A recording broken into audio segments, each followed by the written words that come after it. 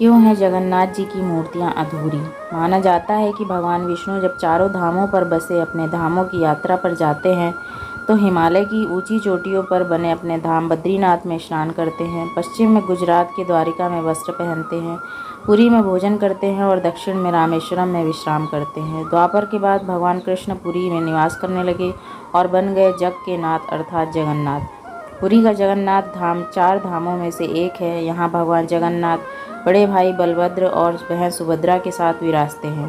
पुराणों में इसे धरती का वैकुंठ कहा गया है। यह भगवान विष्णु के चार धामों में से एक है। इसे श्री क्षेत्र, श्री पुरुषोत्तम क्षेत्र, शाक्त क्षेत्र, नीलांचल, नीलगिरी और श्री जगन्नाथपुरी भी कहते हैं। यहाँ लक्ष्मीपति विष्णु ने तरह तरह की लीलाएं की थी। ब्रह्म और स्कंद पुराण के अनुसार यहाँ भगवान विष्णु पुरुषोत्तम नील माधव के रूप में अवतरित हुए और सबर जनजाति के परम पूज्य देवता बन गए। सबर जनजाति के देवता होने के कारण यहाँ भगवान जगन्नाथ का रूप कबीलाई देवताओं की तरह है। पहले कबीले के लोग अपने देवताओं की मूर्तियों को काष्ठ से बनवाते थे। इस मंदिर का सबसे पहला प्रमाण महाभारत के वन पर्व में मिलता है। कहा जाता है कि सबसे पहले सबर आदिवासी विश्ववसु ने नील माधव के रूप में इनकी पूजा की थी। आज भी पुरी के मंदिरों में कई सेवक हैं जिन्हें दैतापति के नाम से जाना जाता है। राजा इंद्रद्युम्न मालवा का राजा था, जिनके पिता का नाम भारत और माता सुमिति था। राजा इंद्रद्युम्न को सपने में हुए थे जगन्नाथ के दर्शन। कई ग्रंथों में राजा इंद्रद्युम्न और उनके यज्ञ के बारे में विस्तार से लिखा है। उन्होंने यहाँ कई विशाल यज्ञ किए और एक सरोवर बनवाया।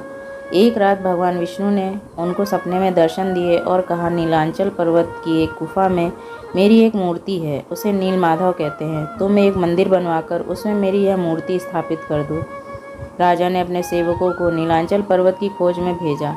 उसमें से एक था ब्राह्मण विद्यापति। विद्यापति ने सुन रखा था कि सबर कबीले के लोग नील माधव की पूजा करते हैं और उन्होंने अपने देवता की इस मूर्ति को नीलांचल पर्वत की गुफा में छुपा रखा है। वह यह भी जानता था कि सबर कबीले का मुखिया विश्ववसु नील माधव का उपासक है और उसी ने मूर्ति को गुफा में छुपा रखा है। चतुर विद्यापति ने मुखिया की बेटी से विवाह कर लिया। आखिर में वह अपनी पत्नी के जरिए नील माधव की गुफा तक पहुंचने में सफल हो गया। उसने मूर्ति चुरा ली और राजा को लाकर दे दी। विश्ववसु अपने आराध्य देव की मूर्ति चोरी होने से बहुत दुखी हुआ। अपने भक्त के दुख से भगवान भी दुखी हो गए। भगवान गुफा में लौट गए, लेकिन साथ ही राजा इंद्रद्युम्न से वादा किया कि वो एक दिन उनके पास जरूर लौटेंगे, बशर्ते कि वो एक दिन उनके लिए विशाल मंदिर बनवा दे। राजा ने मंदिर बनवा दिया और भगवान विष्णु से मंदिर में विराजमान होने के लिए कहा। भगवान ने कहा कि तुम मेरी मूर्ति बनाने के लिए समुद्र में तैर रहा पेड़ का बड़ा टुकड़ा उठाकर लाओ, जो द्वारिका से समुद्र में तैरकर पुरी आ रहा है।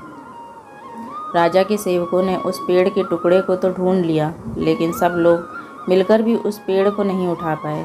तब राजा को समझ आ गया कि नील माधव के अनन्य भक्त सबर कबीले के मुखिया विश्ववसु की ही सहायता लेनी पड़ेगी।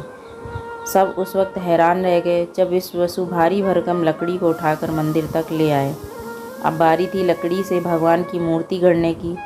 राजा के कारीगरों ने लाख कोशिश कर ली, लेकिन कोई भी लकड़ी में एक छेनी तक भी नहीं लगा सका। तब तीनों लोक के कुशल कारीगर भगवान विश्वकर्मा एक बूढ़े व्यक्ति के रूप धरकर आए।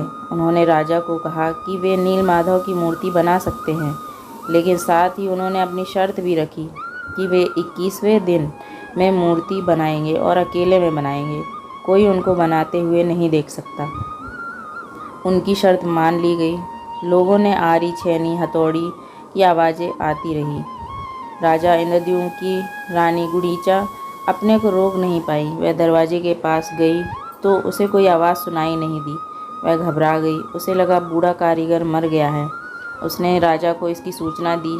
अंदर से कोई आवाज़ सुनाई नहीं दे रही थी, तो राजा को भी ऐसा ही लगा। सभी शर्तें और चेतावनियों को दरकिनार करते हुए राजा ने कमरे का दरवाज़ा खोलने का आदेश दिया। जैसे ही कमरा खोला गया तो बूढ़ा व्यक्ति गायब था और उसमें 3 अधूरी मूर्तियाँ मिली।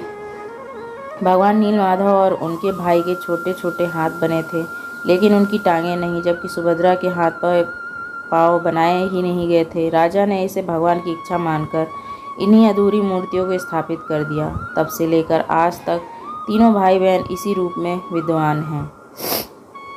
धन्यवाद।